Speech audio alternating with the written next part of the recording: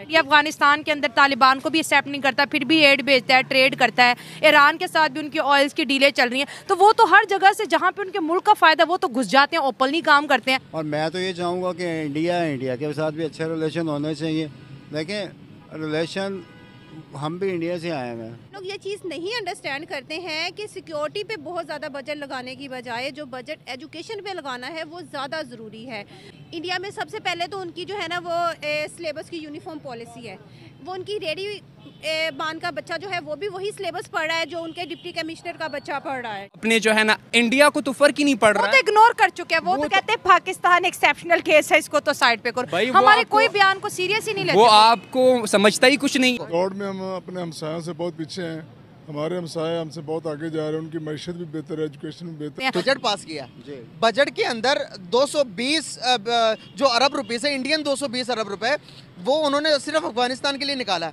और उसके अलावा बताऊं जितने भी उनके आस पड़ोस की कंट्री है, मालदीव ले लें, उसके बाद भूटान, सूडान, जितने भी कंट्रीज हैं, श्रीलंका, उन सब के लिए वो मतलब कि पैसे निकाल रहा है कि मुश्किल वक्त में उनके काम आए। तो आप देख रहे हैं कि अफगानिस्तान के साथ उसके रिलेशन बड़े अच्छे हैं, सिर्फ हमारे साथ खराब है, लेकिन उसने इस खित्ते के अंदर पूरी दुनिया के अंदर अपने रिलेशन बेहतर करके दिखाया दुनिया को। पक चुका है, कुछ कोई फायदा नहीं होना है, ना कश्मीर को इससे फायदा होना है, न पाकिस्तान को। अपने जो है ना इंडिया को तो फर्क ही नहीं पड़ रहा है। वो तो इग्नोर कर चुके हैं। वो तो कहते हैं पाकिस्तान एक्सेप्शनल केस है, इसको तो साइड पे करो। हमारे कोई बयान को सीरियस ही नहीं लेते। वो आपको समझता ही कुछ नहीं है। सही बात है, आपको कुछ समझता ही नहीं। इवन आपको अफगानिस्तान भी आज कुछ नहीं समझ रहा है, जिनका जो क्या कहते हैं अपना रुपया जो है वो 3 से भी अफगानी से भी ऊपर चला गया है। ठीक है, तो आपको एक स्टैंड लेना पड़ेगा फॉरेन पॉलिसी के हवाले से। एक तो आपके अंदर जो मामला है पहले इनको ठीक करके फिर उस जो है ना उसको एक इतिहाद की शक्ल में आप अपनी जो है ना एक जमहूरी हुकूमत आती है उसके लिए वो मतलब कि पैसे निकाल रहा है कि मुश्किल वक्त में उनके काम आए। तो आप देख रहे हैं कि अफगानिस्तान के साथ उसके रिलेशन बड़े अच्छे हैं, सिर्फ हमारे साथ खराब है, लेकिन उसने इस खित्ते के अंदर पूरी दुनिया के अंदर अपने रिलेशन बेहतर करके दिखाया दुनिया को। तो वो किस तरह से काम कर रहे हैं, क्या रिलेशन बेहतर करके हम बेवकूफ़ हैं जो रिलेशन खराब कर रहे हैं? उसके रीज़न सबसे मेरे अपना जो ओपिनियन है ये है कि लैक ऑफ एजुकेशन। जितना आप पढ़े लिखे होंगे, अवेयर्ड होंगे, और बदकिस्मती हमारे मुल्क में ये है कि पढ़ाई को कुछ तबका अच्छा समझता नहीं है। और अगर ये पढ़ाई को आम किया जाए और मेरा ख्याल है कि इंशाल्लाह मामलात अच्छे होंगे। देखें, पढ़ाई आपको बड़ा कुछ सिखाती है कि आपने सिर्फ ये नहीं कि मेरा बड़ा पुत्र बड़ा होएगा तो कमाएगा, आपको रहना सीखना, कैसे बैठना।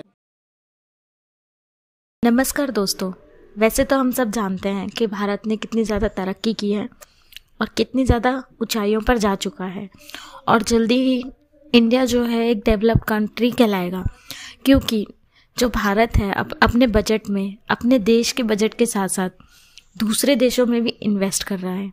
अफ़गानिस्तान के लिए 220 करोड़ का इन्वेस्टमेंट जो है भारत ने अपने बजट में शामिल किया है, जिसे देखकर पाकिस्तान पूरा हिल गया है कि अगर हमारे जो रिश्ते हैं पाकिस्तान के भारत से वो अगर अच्छे रखता तो शायद उनके ऊपर भी इन्वेस्ट करता भारत। लेकिन उनकी जो हरकतें हैं, जो दुश्मनी वो बढ़ाना चाहते हैं, जो नेगेटिव कमेंट्स करते हैं, भारत के लिए नीचा दिखाते हैं, उसकी वजह से जो है भारत के जो रिश्ते हैं पाकिस्तान के साथ कभी अच्छे नहीं रह पाए, क्योंकि पाकिस्तान जो है वो आतंकवादियों को पनाह देता है, उनको बढ़ावा देता है, जो भारत को कभी पसंद नहीं आती, जिसकी वजह से भारत और पाकिस्तान के जो रिश्ते हैं वो कभी भी अच्छे नहीं हो पाते हैं।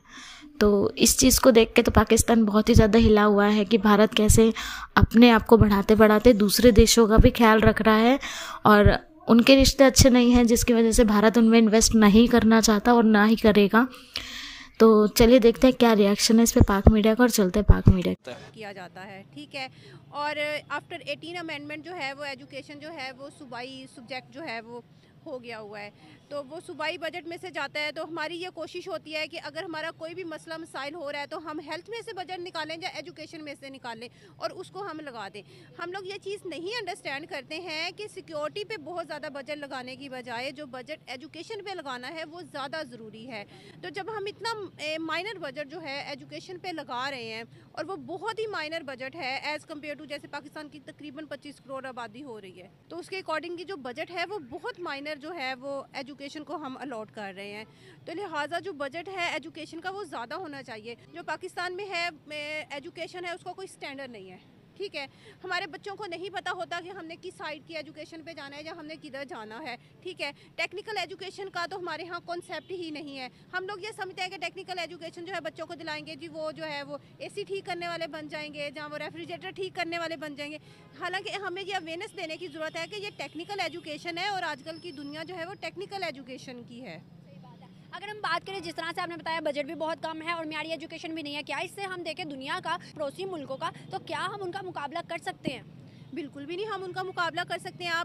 हम बहुत दूर नहीं जाते, हम अपने साथ ही आज़ाद हुए जो हमसाया ममालिक हैं इंडिया और फिर बांग्लादेश जो है वो बहुत बाद में 1971 में जो है वो हमसे अलग हुआ है। आप उनका एजुकेशन रेट देख लें, बांग्लादेश में 100% जो है वो लिटरेसी रेट है ये कंप्यूटर लिटरेसी में, और हमारे यहाँ आप देखें कंप्यूटर की एजुकेशन ही इतनी एक्सपेंसिव है कि हम अपने बच्चों को नहीं दे सकते। हम बहुत बहुत हद तक भी जाए तो व्हाट इज़ कंप्यूटर, कंप्यूटर के पार्ट्स पढ़ रहे हैं, इस तरह की एजुकेशन हम प्रोवाइड करें।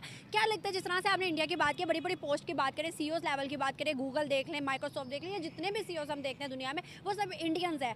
क्या इंडिया ने ऐसा मतलब प्लान किया, क्या स्ट्रेटजी ऐसी खेली कि आज दुनिया में उनका मुकाम है? और आज ही 2024 को उन्होंने बजट दिया तो उन्होंने कहा कि हम 400 के करीब इस साल यूनिवर्सिटीज़ भी बनाएंगे।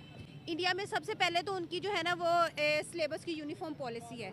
वो उनकी रेडी बान का बच्चा जो है वो भी वही सिलेबस पढ़ रहा है जो उनके डिप्टी कमिश्नर का बच्चा पढ़ रहा है, ठीक है। वो इनका सेम सिलेबस है। वहाँ पे कोई हमारे यहाँ जो है 3 किस्म का एजुकेशन सिस्टम है। सबसे पहले तो इसमें जी आ जाता है ये इस्लामाइजेशन जो हम लेके आते हैं, मदरसा सिस्टम, ठीक है, जो बच्चों की उस तरीके से आपको लगता है देख के कि भारत कितना आगे निकल रहा है और चाइना कहाँ स्टैंड कर रहा है? देखिए चाइना पहले था डेवलपिंग कंट्री था, सबसे ज़्यादा चीज़ें पूरी वर्ल्ड के अंदर चाइना से एक्सपोर्ट होती थी।